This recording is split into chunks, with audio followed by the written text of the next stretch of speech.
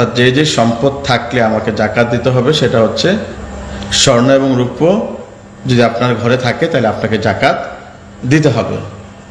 2 নম্বর হচ্ছে আপনার ক্যাশ টাকা থাকলে আপনার জাকাত দিতে হবে। এখন এই ক্যাশ টাকাটা আপনার নিজের কাছে থাকতে পারে, এটা আপনার ঘরে থাকতে পারে, এটা আপনার ব্যাংকে থাকতে পারে, ইভেন আপনার এটা ফিক্সড ডিপোজিট হইতে পারে, ডিপিএস হইতে পারে, কারেন্ট অ্যাকাউন্টে থাকতে পারে, সেভিংস অ্যাকাউন্টে থাকতে পারে, বা আপনার ইন্স্যুরেন্স থাকতে পারে। আবার অনেকে আছে আপনি শেয়ার ব্যবসা করেন, আপনি মনে করেন যে বিভিন্ন ধরনের শেয়ার কিনে রেখেছেন, প্রাইমারি শেয়ার বা সেকেন্ডারি শেয়ার, এটা লাভ হইলে আপনি বিক্রি করবেন।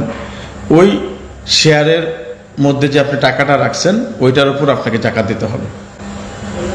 তাহলে আমরা তারপরে আপনাকে, যেমন আপনি বিক্রয়ের উদ্দেশ্যে আপনি যারা ব্যবসা করেন, আপনার ব্যবসা করার, মনে করেন আপনার একটা গাড়ি রয়েছে, আপনার একটা প্রাইভেট কার রয়েছে, কিন্তু আপনি আর 2টা প্রাইভেট কার কিনলেন বিক্রির উদ্দেশ্যে।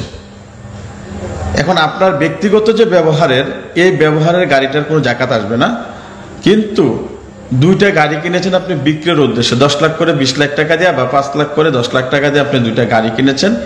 এই গাড়ি 2টা যখন আবার লাভ হবে আপনি বিক্রি করে দেবেন, বিক্রির উদ্দেশ্যে আপনি এই গাড়ি 2টা কিনেছেন।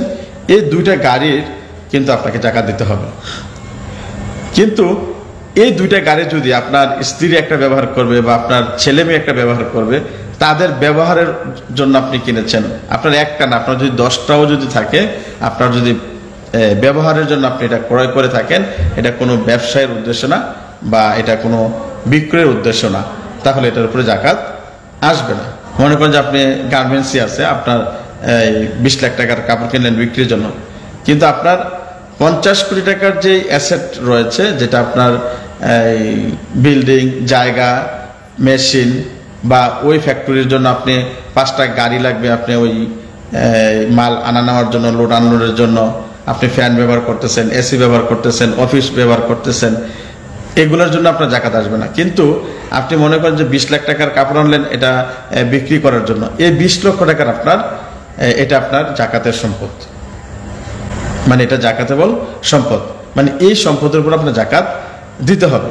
মনে করেন আপনার সম্পদ বাড়ানোর জন্য, স্থাবর সম্পদ বাড়ানোর জন্য আপনি 20 কানি জমিন কিনলেন, এটা কিনে রেখে দিলেন, এটা কোনো আপনার বিক্রির উদ্দেশ্য না বা এটা কোনো